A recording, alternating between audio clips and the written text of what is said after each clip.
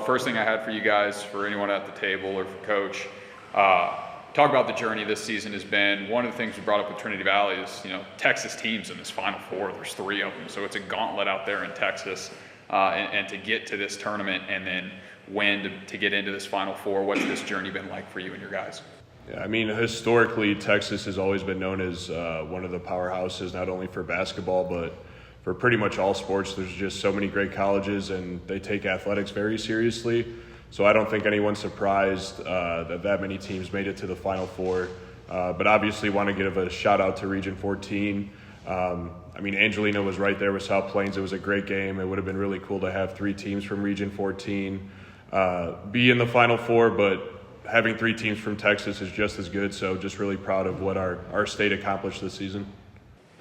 Yeah, and then for the players up there, throughout this season, what's the bond been like with you guys, and what's the mentality been like coming into this tournament? It's been good, man. Obviously when you're coming to Panola, you come here for the culture. So that's a big thing that you look at when Coach Joe is recruiting you. What type of guy are you in the classroom, off the court, all that stuff. So when you come here, it's already set right there for you. Everybody knows each other, and if you don't, you get to know each other, and it really translates to on the court as well. Yeah, just to add to what he said, I think we have a good bunch of guys. We're pretty close to start from since the start of the season, and it just continued on onto the court. I think we do a good job of spending time on and off the court, and then I think a lot of our brotherhood that we are big on, it translates on and off the court as well. So. Yeah, and then for the players, talk a little bit about your junior college experience and what that's been like for you individually. It's been great. This is my second year here at Panola. I think the culture that we've been able to build under Coach Joe has been really good. We've always set the bar high for ourselves, and I think at times we've overachieved, and it's been surreal. You come to junior college to get recruited, and winning was just an added bonus to it. I'll add on because they're not opening up the way you want them to, but this kid came to campus 2 days before school started, and he's originally from Grenada, which is a small country in the Caribbean. We didn't know if we were going to be able to get him in school on time or not because with international players, there's a longer process. So he was the last kid on campus that showed up last season, and let's be fair, we didn't know how good you were going to be, right? And he ended up being our best defensive player, and now all of a sudden, fast forward, he's going to play ball at Indiana State, so his story is unbelievable. And then you could say the same thing for Walko, being an international kid coming from Canada. He's gotten to play in the States a little bit, but he really bet on himself coming all the way from Canada to Texas, Carthage, Texas. Just a really cool story for Walko too.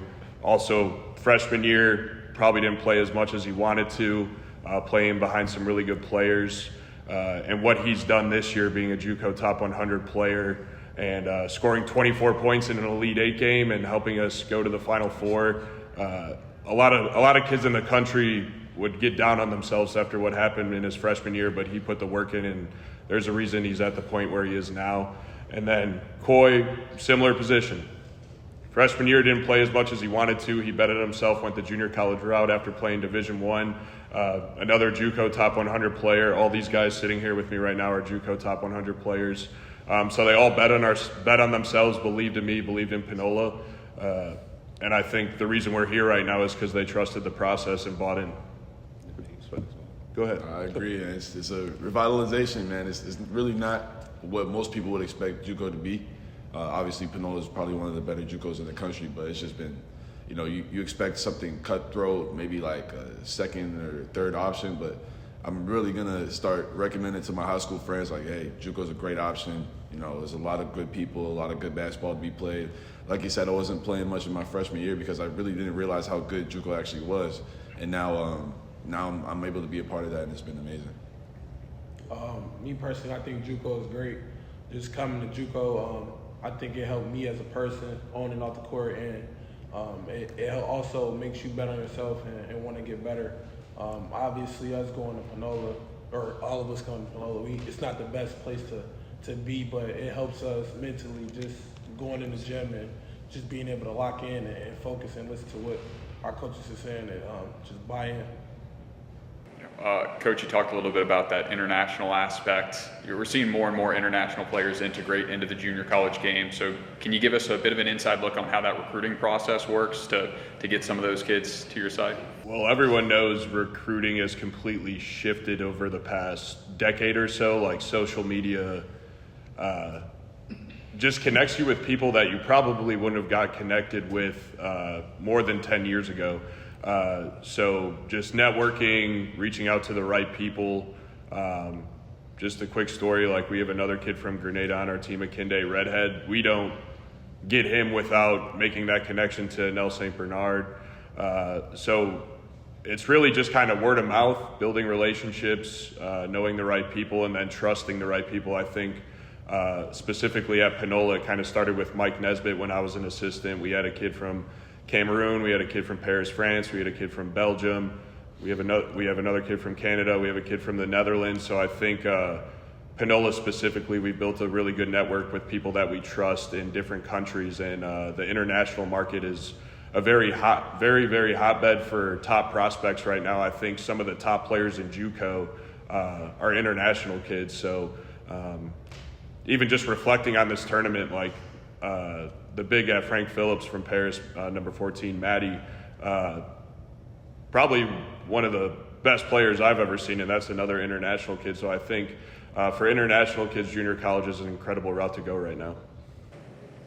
For the players up there, I'm sure start of the season the goal was always to get here and always to win a national championship. But what has it been that has made this team so special? I believe we hold each other accountable, so we don't just point fingers at each other, but we hold ourselves and each other accountable. And it's just a confidence thing. Coach Rob has been saying it the whole season that he really believes that we're the best team in the country, and we've been able to go out and execute that. And it comes from a trust of our staff and their belief in us, and it just trickles down from there, from our leaders on the court and everybody that gets into the game. You can see that we come in and it's a trust, and you can do whatever you think you can do on the court to contribute to us winning. So I believe it starts at the head and it just flows from there. I think we really and truly all share the same goal, and obviously everybody's correct answer is I want to win a national championship. But at this level, everybody wants to move on ahead. But we all came here for one reason, to win a championship, and we know that all the other goals will come along with that. We all have a chip on our shoulder, and we found a way to come together and really achieve that goal as a team, and it's been working out so far.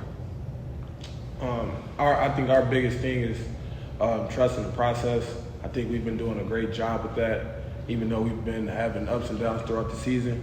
I think as a team, we did a good job of coming in the next day and, playing hard in practice and, focus on the next game. We've been taking it game by game, and obviously we've been doing a good job at that. And I think it all just comes with trust with our teammates and believing in each other. And then one went away from a national championship appearance, and you got to go through Trinity Valley, a team you guys know pretty well, to get there. So what's the excitement level to get another crack at Trinity Valley for this national semifinal? I'll start on that one. I don't think Trinity Valley's necessarily excited to play us again, and I don't think we're excited to play them. Obviously, playing a team 4 times in a season is very, very rare.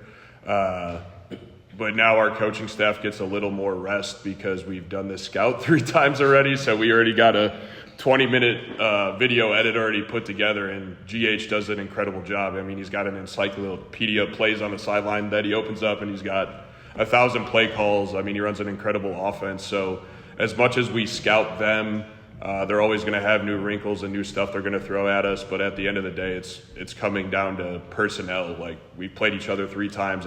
We know each other. We know all of our tendencies. So we're obviously excited about it, but not that excited to see Trinity Valley again. So, well, for me as a sophomore, this is legit my 7th time playing them. And right now it's 3-3, and it's a good opportunity for me to get that Game 7 win against them. As Coach Joe said, it's an exciting thing, but I mean, it's a hard game I'm expecting at the end of the day, because it's always going to be a hard game when you play against a good team like that.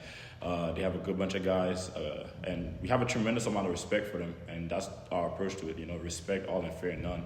I think we're going to go in with the mindset of we're the better team, and we're going to go out and execute that. Yeah, man. I mean, like you said, 7th time for me as well, playing against red and black, but definitely always going to be a battle when you're playing against them. Very deep team they have this year, very well coached and organized team. But like he said, not looking too forward to playing them for the 7th time, but can't expect much better when you're at the national championship. You're always going to play against the best team, so we're ready for whatever. I think it's great for us. We have a good understanding of how they play. I think we're going to come out and execute and, just play our ball. I think that's the biggest thing. We played them a lot of times, so it just come down to making winning plays and just, trusting the process. I think Trinity Valley, they're a competitive team. They're disciplined, they have a great coach, but I think we have the same thing here as well, and I trust and believe in my guys for sure. All right, we'll open it up to the room. Walker, boy, this one's for you, maybe a little bit for Coach too, but we were just admiring last night, no fear when you guys are taking shots, open for three. What's it like having that freedom to select those shots and take whenever you feel like you got a good opening? I mean, it really started August 18 when you got to campus, man. Everybody's straight to the gym, putting up a bunch of shots. A lot of those shots, no matter how difficult they were for me, I've seen them go in about 1,000 times this year. And obviously from the guys in the corner and then these 3 guys over here, they trust me to take all those shots and they want me to take all those shots. I've been yelled at more times for not shooting something than I have been for shooting something. So that confidence goes a long way, and it's just a real family. It's like a tree. It just goes up the branch, and I'm just a product of that. To piggyback off what he said, a lot of our players are putting a good amount of shots up in the gym. I think we have one of the best shooters on the team, in the country. So I think me as a point guard and being a facilitator is just get them going, and when they're going, it's easier for me to score as well. So getting them going is great for me for sure. And just from my coaching style and what I expect out of my group, if you buy in on the defensive end and give me everything you have on that side of the floor, then you can do not whatever you want on offense, because obviously there's a little bit of structure when it comes to that. But if you're going to give me an unbelievable effort and buy in on the defensive end, our guys know offensively we're going to put you in spots to be successful, but everyone in this room would agree that I've never told anyone not to shoot a shot the entire season. I think collectively we know what a good and a bad shot is, but we have multiple guys on our team that shoot 40% from 3, so they could shoot 23s in a game and no one would look sideways, because it's a good look, and I thought yesterday when we beat Vincennes, we probably shot more 3s than what we wanted to, but that's what they were giving us, and our shooters are confident. We never wavered, we never said stop shooting, and I believe that's why we won yesterday, is because we're going to take what the defense gives us, and we don't have any restrictions. We let our guys play offensively. Joe, real quick, talk about Coy. I mentioned on the broadcast, I'm one doing the games back for Panola with the radio station there, about he kind of has a calm confidence, I feel. He's your quarterback for your club. Talk about how calm he is and how much confidence he has. Yeah, I'll just because we're about to play Trinity Valley, I'll just even remind only 2 games ago, it seems like forever ago, but we played them 2 games ago technically. At the end of the game, we had a media timeout. It was under 4 media timeout, and we went in the huddle and we're just kind of spitballing back and forth with the group. Hey, what do we want to do these last 4 minutes of the game? And everyone kind of looked around and we said, let's just put the ball in our best players' hands and let them make decisions. And if you go back and watch that last 4 minutes of the Region 14 championship game, all he did was under control, played at his own pace, took what the defense gave him, layups, kicking out to our shooters, get into the foul line. So I think everyone in this room has an unwavering trust in Coy to make the right decision. Even showed yesterday, he had 12 assists and 2 turnovers. He's the best point guard in the country. We all believe in him, and I think he takes the freedom that we give him, and he uses it at the highest level possible. Coy, how does that feel to have that confidence from the coach? It's great. Just knowing that my coach believed in me, giving me an extra boost of confidence. He also, it's big for me because he trusts me to make those plays in the last 4 minutes. I think that's special. Just having all my teammates believing in me and knowing that I can make those plays to bring us to victory. Joe, talk about the parity that's existed in this tournament. It's been highly competitive across the board. Not very many double-digit wins for folks, really tight games, and buzzer beaters. What's that say about junior college basketball in general in your mind? Yeah, it's been awesome. I mean, how our daily schedule's been set up, like we've been able to go to the gym and watch multiple games, and obviously we've been the later game, the 8 o'clock games. So I thought that's helped get our jitters out because, I mean, Connor State is on a magical run. That's like that magical March Madness run where when you think the game's over, all of a sudden, 30 seconds later, all the momentum shifted, and Connor State obviously went on a buzzer beater and then goes on a 13-0 run to win the game yesterday. And then we had shoot around, and we're watching the game. The Trinity Valley Collie game comes down to the last possession. And then the third game yesterday was South Plains Angelina going back and forth, and Angelina was really in control the whole game, and then all of a sudden South Plains goes on a run. And I think honestly, this tournament's been better than the NCAA Division I tournament. I think there's a lot more parity at our level. I think the talent level is more balanced out across the board. I don't know how everyone else feels, but I feel like this has been the most fun basketball tournament to watch in the country right now. It's been really special to see the competitiveness and just the back and forth, up and downs throughout the game, and there's been some really incredible endings so far. The national office would agree with your statement about this being the best tournament. Kind of getting interesting going in last night, your seed versus the 14th seed Vincennes. There's about 54% of the tournament games have been won by your seed over since 2013. And just kind of that shows that parity that you have no matter what the seed is. Yeah, I mean, Connor State's 17, but they are not a 17 seed, obviously. That's why they're in the Final Four. But trying to look back and reflect on the whole tournament, even Monroe, 20 winning in the first round. What other upsets have there been? Obviously Vincennes. Snow, I mean, Connor's beating Snow. Yeah, and I don't, like, people will argue, is the bye good, is the bye not good, but I said this going into the tournament, all 24 teams that are here believe they can win it, and I think all 24 teams have been playing like they believe they can win it, and that's what has made the game so special. Elaborate on the bye. Your team had a long layoff before your district tournament too. You had 8 days off between end of regular season, that thing, and then 9 days off between that and here. How do you keep your team prepared and not let that layoff affect you? I want to thank the committee for giving us the bye, and I want to thank the committee for giving us the very last game at 8 p.m. and then 8 p.m. and 8 p.m. because, like you said, a lot of people don't know this, but we had our last regular season game against Paris, and then we had an 8-day layoff until we played Navarro at 8 p.m. In the region tournament. So I actually had a script how I wanted to lay out the week for the region tournament, and then we met as a coaching staff, and I said, hey, let's just do the same thing again. Obviously, it's working for this group because we won the Region 14 championship, and now we're here in the Final Four. Thank you to the committee for letting us play at 8 p.m. again tomorrow night. I think that's our favorite time to play at night, so hopefully we can keep that rolling. 8 p.m. Ponies. Yep. Prime time. There you go. That's why they pay in the big. For the players, have you been able to go through some other sides of the Causosphere and some of the other areas, or primarily been concentrated on basketball when you're here in Hutch?